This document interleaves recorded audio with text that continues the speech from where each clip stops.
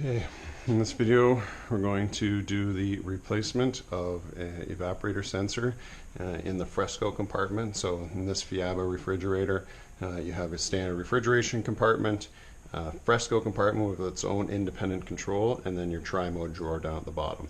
But in this case we're having cooling issues, and typically that ends up being the evaporator sensor not reading correctly, which then short cycles defrosts and doesn't allow the compartment to warm up enough. So often the complaint will be things are freezing, but sometimes we even see in the upper compartment where the complaint is things are getting too warm, or you open the door and the temperature is much higher than the set point because the evaporator sensor is not reading correctly, which then doesn't let the fan run up here.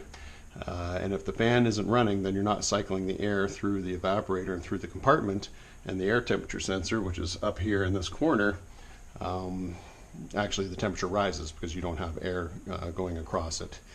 So typically that ends up being an evaporator sensor issue. So we're going to cover that in the Fresco compartment today. So let's get started. We'll start by removing the drawers with these two thumb screws.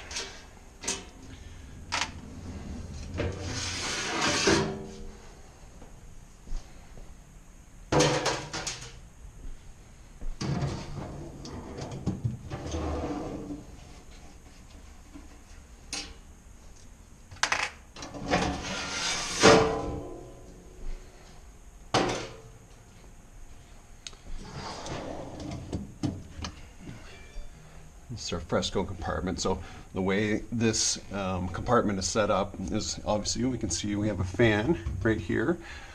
It may be drawing up out of the Fresco compartment and down through the evaporator. Where we're going to access is on the evaporator. Here is the sensor. So in order to get to the evaporator, we're going to take off these two drawer glides and then to the side wall, but we'll have to remove the ceiling as well, I believe, in order to get to it all. So it's all Phillips screws. So I'm just going to grab my driver. And I already got my Phillips bit on it, which is great. So these particular screws you only have to back off. You don't have to actually remove them.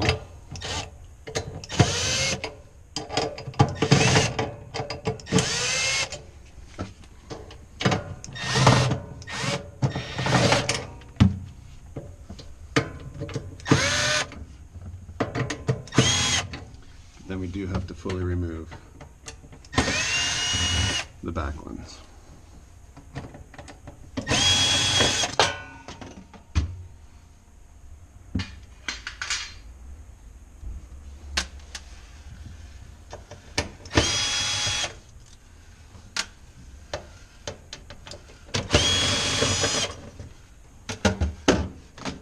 So it just slides off of the screws, the mounting screws. So yeah, you can see the ceiling is actually in front of the wall, and we need to lift the wall and bring it off. So we'll have to remove this ceiling. So it looks like that's going to be 4 screws.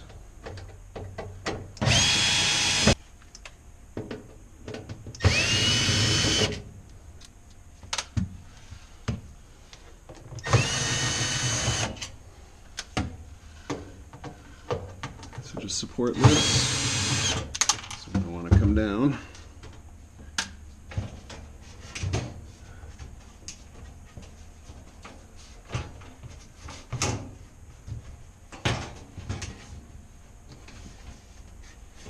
So it looks like we are going to have to remove these screws in order to drop the ceiling.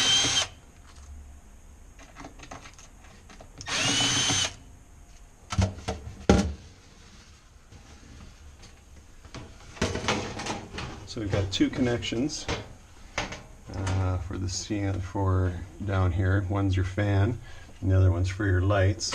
You can, if you want, disconnect it. You got a couple of little squeeze tabs to disconnect it, and a couple of squeeze tabs here. And the red connector is always for the fan. And then if you want, get this piece out of the way, slide it out carefully. And then to remove the sidewall, we're just going to pull it straight up. Oh wait, there might be a screw at the back. Yep, there is. So let's remove that screw at the back. It helps having a magnetic bit. And we'll lift it up and swing it out. So you can see the way that it's installed is these slots engage with the screws on the sidewall. So here's our evaporator, and our evaporator sensor is going to be back here. I'll just pull that out of the loop. So that's the old style evaporator sensor. And the one that we've seen sometimes be affected by, what happens is it gets affected by the moisture. When this does defrost, the moisture gets on this and changes and somehow gets in it and changes the calibration of it, so that it's not reading the temperature correctly. So we have a new sensor that we'll install. But I just have to see. Okay, so what I'm going to do is I'm just going to snip the actual sensor cable so I don't have to cut the tie wrap. So this is the new sensor. So you can see it's a different sensor on the end of it, but still the same connector.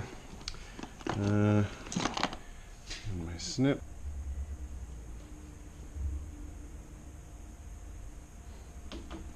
Okay. So I'm gonna snip this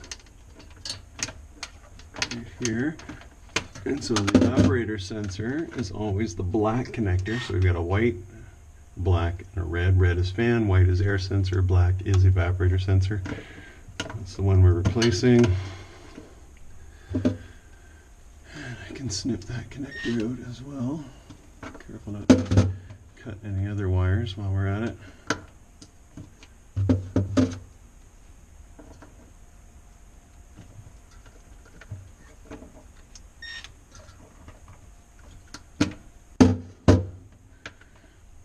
So, there's the new sensor.